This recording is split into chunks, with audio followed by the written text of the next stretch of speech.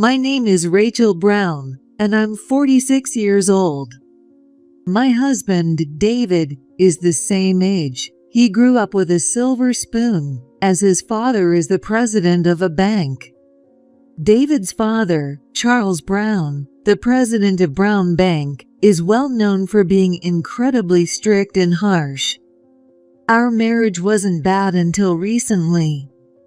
We used to go shopping together and had similar tastes, so we weren't one of those couples who constantly clashed. But then one day, David came out with this. I have a love child with my mistress, so I'm going to marry her. Actually, I never officially married you, so no need to split the assets. Now, it's time for you to leave. Seeing David so full of confidence, I burst out laughing. I couldn't stop myself. I was laughing so hard I held my stomach. David, who had been taken aback, started getting angry. What's so funny? What's got you laughing like that? Well, okay then. If that's how it is, I'll go ahead and close the $500 million account in your bank. What are you talking about? Closing the account? And $500 million? You're not even the daughter of a CEO. What are you saying? I guess this heat wave finally made you lose your mind. As David continued ranting, I, still laughing with tears in my eyes, explained. It's my great Uncle Mike's company, Smith Imports, that has $500 million deposited in Brown Bank. Charles should be well aware of that. That's why someone like me, not a CEO's daughter, was able to marry the bank president's son. You may think we didn't file our marriage certificate, but we definitely did, so no need to worry about that. What? What the hell are you talking about? Smith Imports? That's one of the long-established companies around. And you're claiming to be connected to them? Don't make me laugh. We were never on the same level, even from birth. You and I don't belong together. You've seriously lost your mind. And like I said, we're not even legally married. After I signed the marriage papers, I threw them away secretly after saying I'd filed them. You really thought that for the last 10 years? Ridiculous. Do you really think someone as serious as Charles would overlook that? At first, I was shocked when I realized the marriage papers hadn't been submitted. But do you remember? We filled out 2 copies of the papers, and Charles kept one as a keepsake. Don't you remember that? Seriously? You don't remember filling out 2 copies? And how happy Charles was? Finally, his troublesome son was getting married. I spoke with Charles and submitted his copy. So yes, we're legally married. You didn't even know that? Who's the one who's really lost it here? Have you even noticed that all the mail addressed to me has had the last name Brown on it? And let's see what happens if a member of the Smith family were to get divorced. Obviously, the account would be closed. And do you think you can tell Charles about that? Smith Imports is a top-tier client. They're not like any random company. It's a long-established firm. If they close their account and business slows down, it would be a huge blow to Brown Bank. The bank's reputation could take a nosedive. There's no way. This is Brown Bank we're talking about. Do you know how long it's been around? It's a major bank. Everything you're saying is a complete lie. Sure, Smith Imports is an old company, but Mike is your great uncle? That's obviously a lie. Someone like you couldn't have come from such a prestigious family. I only married you out of pity. I thought, you won't find someone to marry. So I married you. But you betrayed me. And I'm done with you. You can't even handle household chores. You have no savings. And all you do is watch cartoons. Aren't you embarrassed? The woman I'm seeing now is the one who truly deserves to be the wife of the bank president's son. She's nothing like you, a wife who only cares about money. You've known about my love for cartoons since before we got married, haven't you? And we don't have a housekeeper because I do everything myself. Can't clean, can't cook, can't do laundry. Really? Then who's been making your lunches? Did a robot make those homemade lunches? And those wrinkle-free shirts you're wearing? Are you seriously going to tell me your mistress was sneaking in while I wasn't home to iron them? Of course not. I did all of that. And you think that excuse is going to fly? Do you really think Charles will bend to your will? Charles, who's strict, accomplished, and hates anything dishonest? The man who values integrity above all else. If anyone's going to get disowned here, it's you. Am I wrong? If I end up being treated unfairly, Smith Imports will definitely take their business elsewhere. And who's going to lose out then? With fewer clients, Charles' wrath will be enormous. You're full of it. You're not fit to be the wife of a bank president. Who do you think you are? Do you think you're better than me? Fine. If you say we're really married, then sign the divorce papers. Do it. I'll tell my dad we got divorced because of your infidelity. I'll say you had the affair. No one's going to believe anything you say. I'm the son of the bank president. Who's going to believe the words of an old woman like you, who has no backing whatsoever? At the very least, both Smith Imports and Charles will believe me. The doorbell rings. Maybe our argument has gotten too loud and it's bothering the neighbors. I'll get it. I left the furious David behind and walked to the front door. Yes, who is it? What? When I opened the door, there stood a woman with heavy, garish makeup and a triumphant look on her face, along with a young boy who seemed to be in elementary school. The woman tried to force her way in. I was shoved and fell to the floor. Hey, who are you? Nice to meet you, Rachel the loser. Hurry up and pack your things and get out. I can't stand to look at your pathetic excuse for makeup. It's disgusting. David, I'm here. It's Victoria, and I brought our son, Thomas. We're moving in today, right? Hey, who are these people, David? Hi, my future wife. You came. Thomas, from today, you get to live with Dad. Really? I'm glad. David, who are these people? Well, aren't you scary? Just because you lost, you start yelling? What kind of example are you setting for the kid? So scary. Hey, you plain-looking lady over there. Pack your bags and get out. My mistress and our kid are here now. The least you could do is offer a drink. Where are your manners? Let me introduce you. This is my new wife, Victoria, and my son, Thomas. He's already 8 years old. I know it's been tough on him, but once you leave, everything will be settled. So get out. I love Victoria.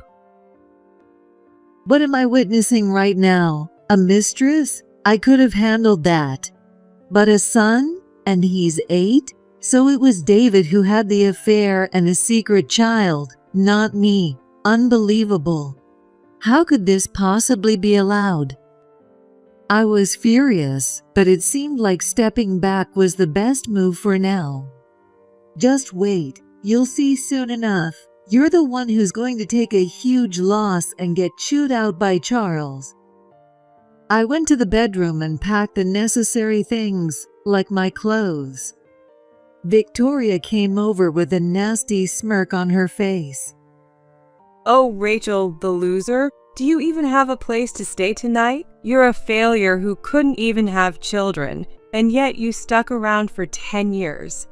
Aren't you ashamed? Well, they say some people are shameless, and you must be one of them, aren't you? Even though I didn't ask, Victoria kept throwing out her insults, one after another. I realized immediately. This woman is nasty to the core. Her makeup is caked on, and her personality is just as awful. I can't understand what David sees in her. As I finished packing my things and stepped out of the house, David followed me. What? If you have something to say, I don't want to hear it. Leave the keys. The house keys. Don't come back here again. I don't want Thomas to hear anything about affairs or mistresses. David said cruel things in such a calm tone. Instead of handing him the keys, I threw them toward the door on purpose. Hey, you. I ignored David's string of insults and left the houses. Unfortunately, my family home was pretty far away, and I didn't have my car keys. With no other choice, I called for a taxi. "Excuse me, can you take me to the station?" I took the taxi to the station and then transferred trains until I reached the closest station to my parents' place. Doesn't want the kid to hear about mistresses and affairs, and yet he's throwing his wife out of the house. I was filled with frustration as I headed toward my parents' home.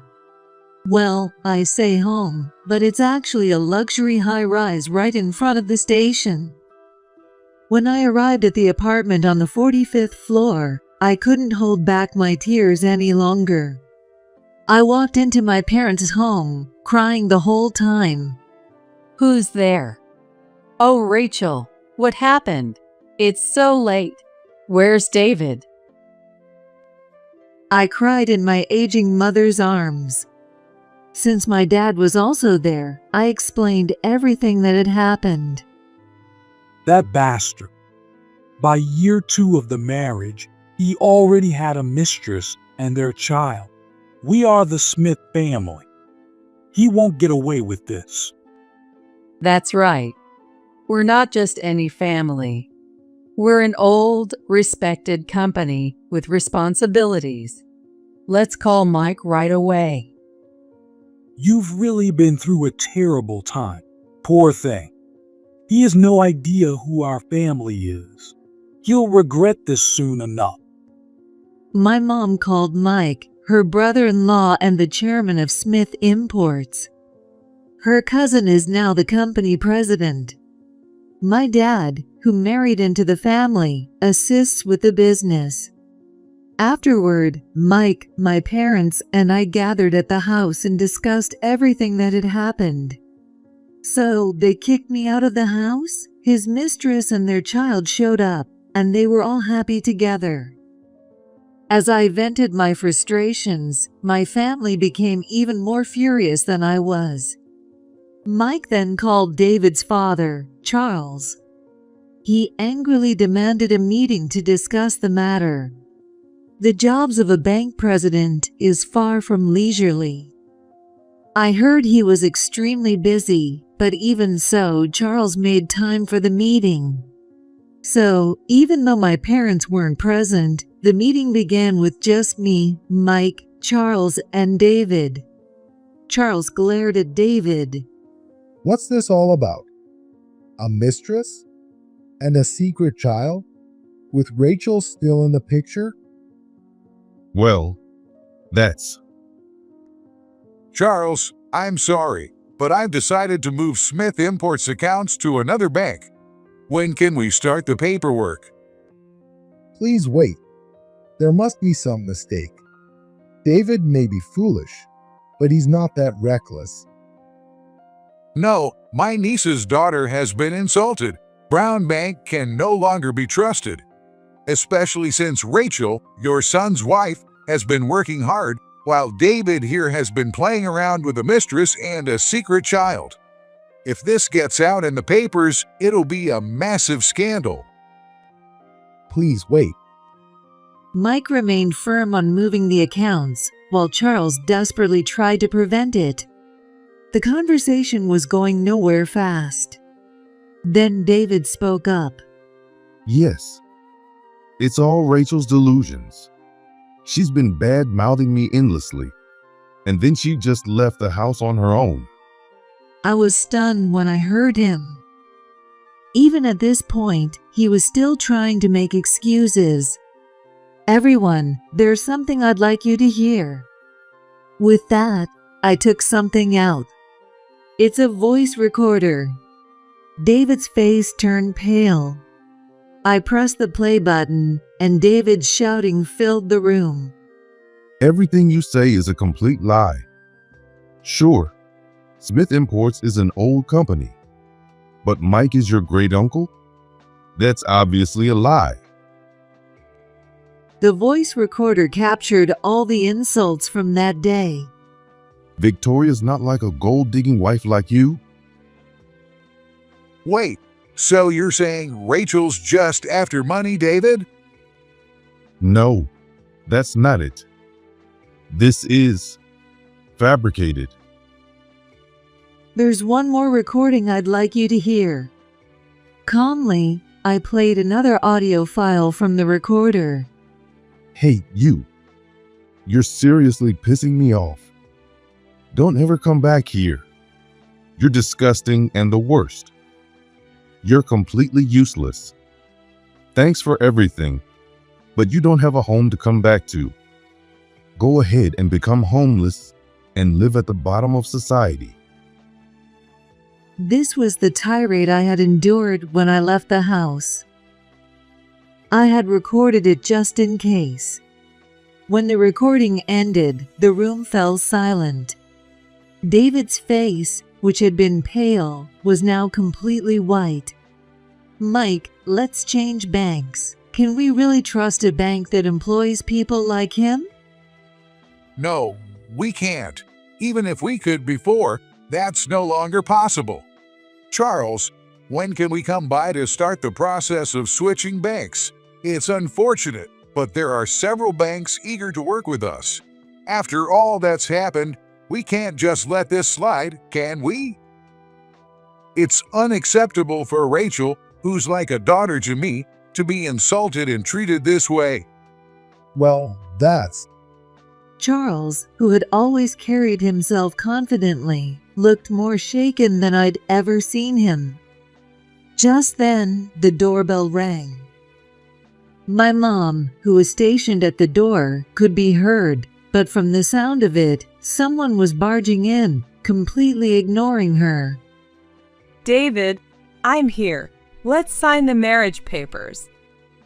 It was Victoria, clueless about the situation, walking right in. What's going on here? The atmosphere feels heavy. David, you promised you'd sign the marriage papers today, remember? How did you find this place? I never told you where I was. I secretly installed a GPS app on your phone. So, are we going to sign the papers today or what?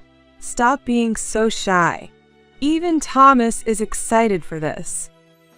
Good job, Victoria. David's got nowhere to hide now. I couldn't help but silently cheer her on. David, who had been denying the existence of a mistress, was now cornered.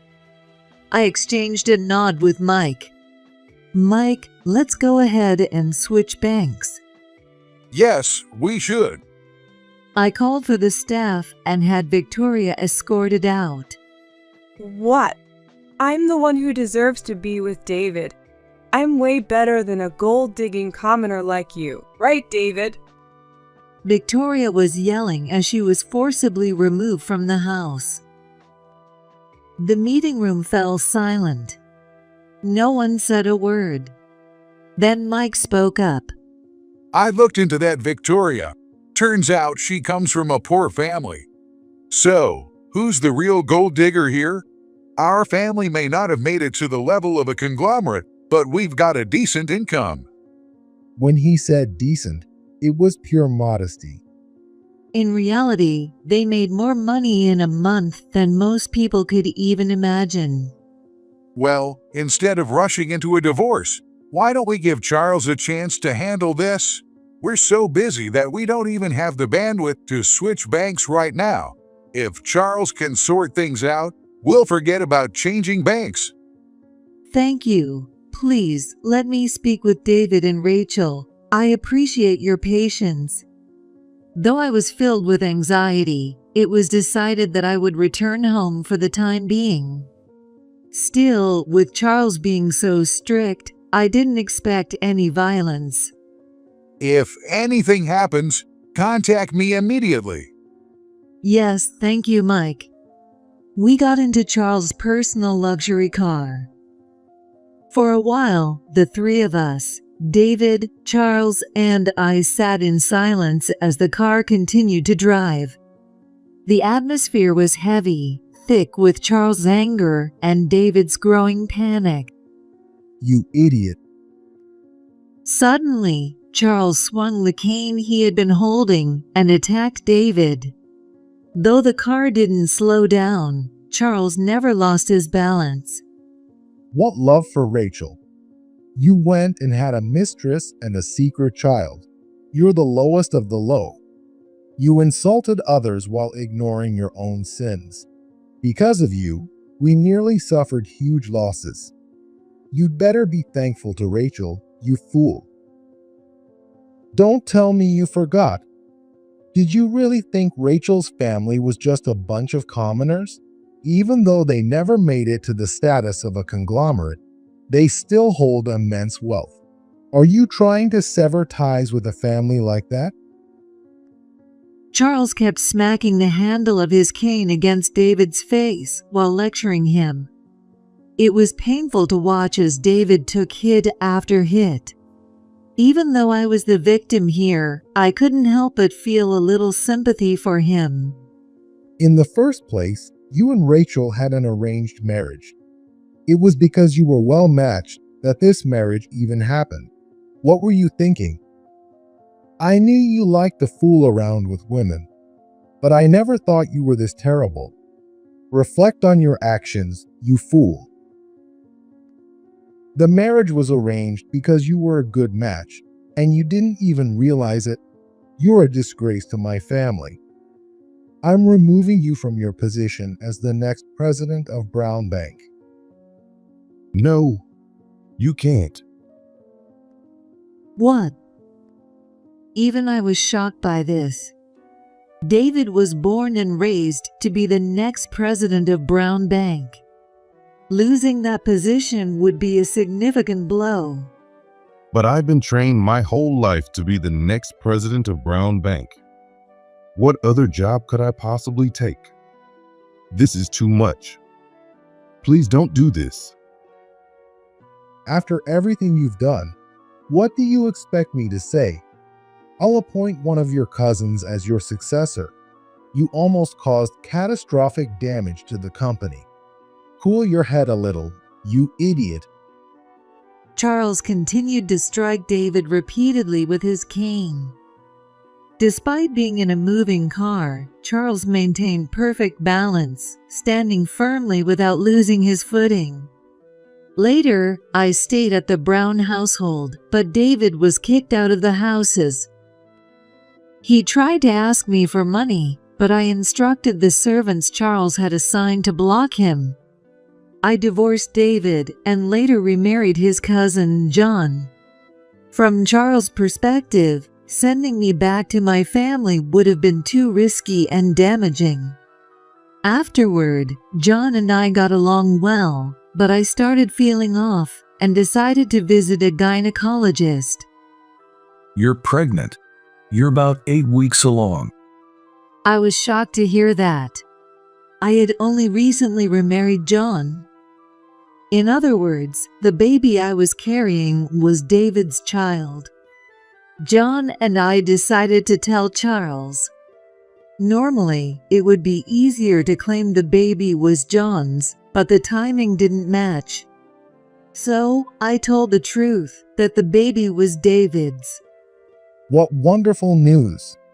If it's David's child, that means a legitimate heir. Let's make him the future president of the bank. Charles was thrilled about his first grandchild and began sending boxes full of toys every month. To make things even more exciting, we found out the baby was a boy. Knowing he would be raised to be the bank's heir, I felt an odd pressure. My family's company, Smith Imports, continued to grow and prosper. It kept expanding, becoming more well-known and gaining recognition internationally. As we deposited more money into Brown Bank, Charles became even fonder of me. Later, I heard from an acquaintance that David had been arrested. What? Why? John and I were both shocked to hear the news. Apparently, David had still been calling himself the next president of Brown Bank, and that led to his arrest for fraud. However, thanks to Cho's influence, the scandal never made the news. Charles had used his wealth and power to suppress the story. As my belly grew, I found myself feeling increasingly joyful. Even though it wasn't his biological child, John was also excited, and every day he would lovingly rub my belly. Then one day, when I was about 8 months pregnant, something unusual happened. There are 3 servants in this house, all hired by Charles. Charles, in his kindness, hired the servants because he knew I wouldn't be able to manage the cleaning and cooking while pregnant. However, those same servants were now screaming at the entrance. John was at work, training as the future president of the bank. Wondering what was going on, I walked to the front door. What's happening? Rachel, it's, well, this woman. What the hell is going on? I was supposed to be living the easy life. Thanks to you, I'm living in poverty. I'm going to sue you. Standing there was Victoria, looking ragged and disheveled. She reeked, clearly hadn't bathed in some time, and was dressed in filthy, torn clothes. Not wanting to let her into the house, I stood my ground at the entrance.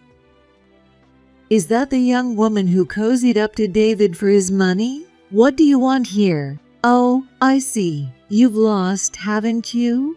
How's David doing? You're not together anymore, are you? Well, of course, he's in prison for fraud. Do you seriously think any child would be happy going from a prestigious private school to a rundown public one? I can barely afford a pencil. You've ruined Thomas's life, you horrible, despicable thief.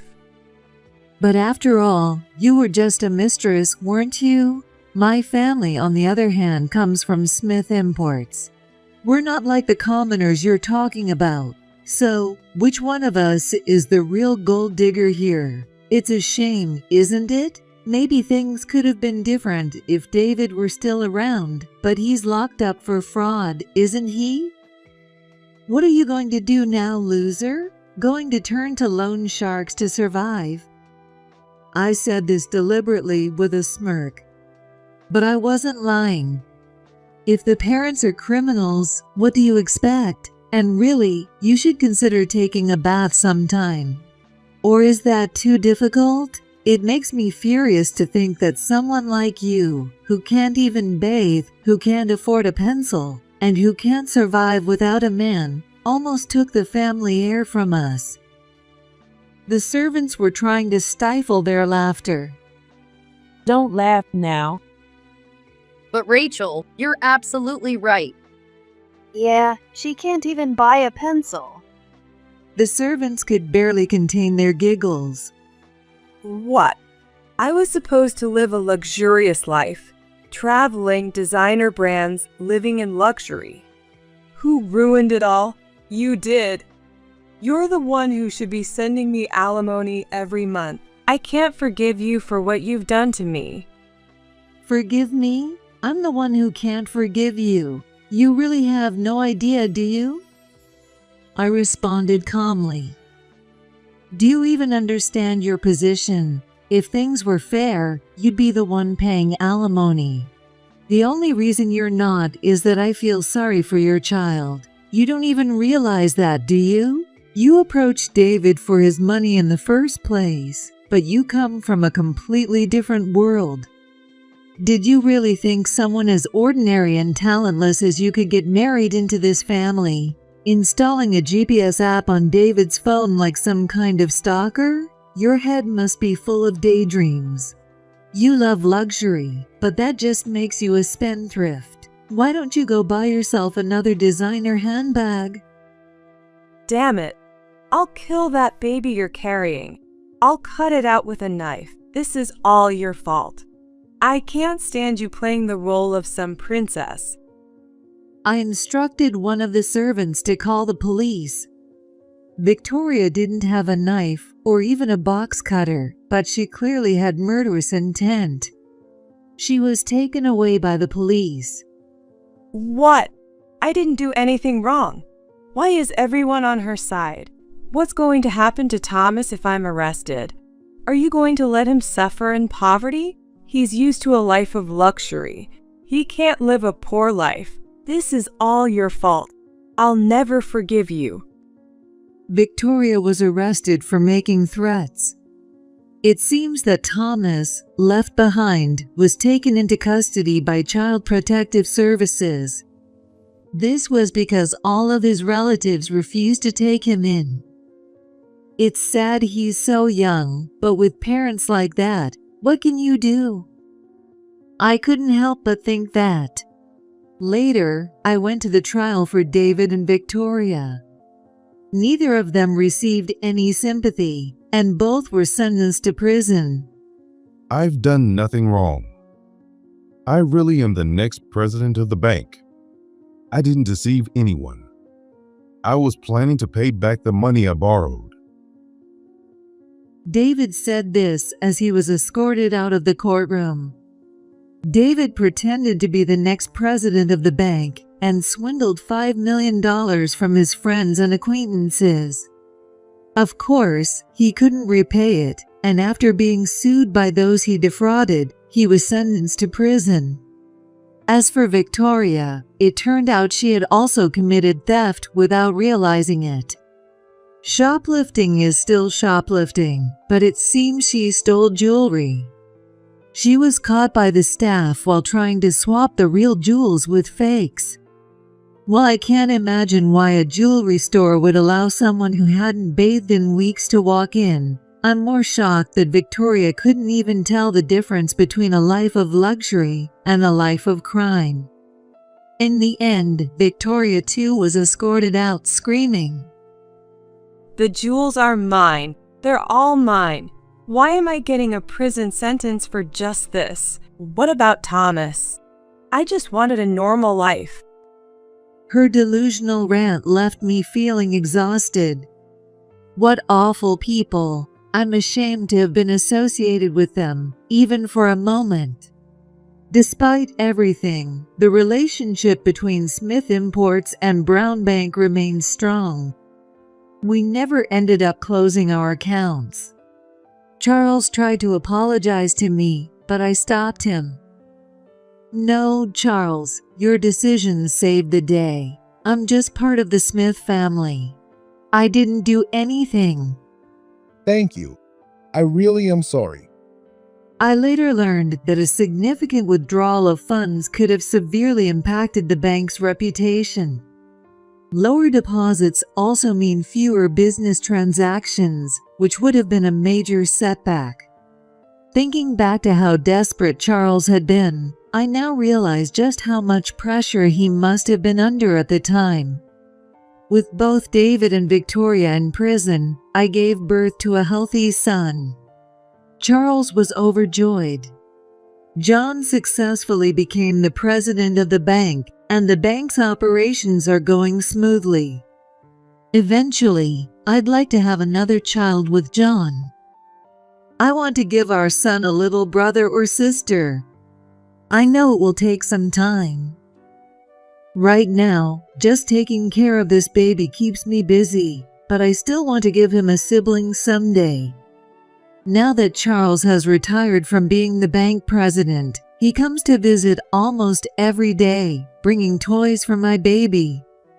Charles, you're giving him too many toys. Well, just think of it as a phase. This is all I've got to enjoy right now. All right, but please make sure the toys are age appropriate. The nurse warned me about that. Got it. I'll be careful. Every day is filled with happiness. This is what true happiness feels like. And so, I found my way to a happy life.